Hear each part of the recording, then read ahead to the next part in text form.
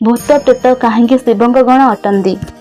शिव को संहारर देवता कहुए, अर्थात जेबे मनुष्य निजर समस्त मर्यादार सीमा लंघन करे से तार संहार करती।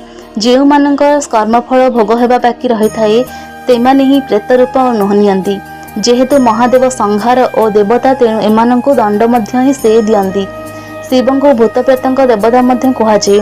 प्रकृत पक्षे यही भूत प्रेत आम सूक्ष्म शरीर मात्र अटंती।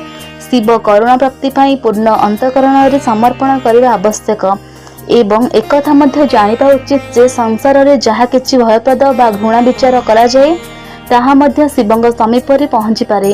तांको पाखरे कौनसी बाछा विचार नहीं, केवल निजर सर्वस्व शिव को समर्पी देले यह संभव।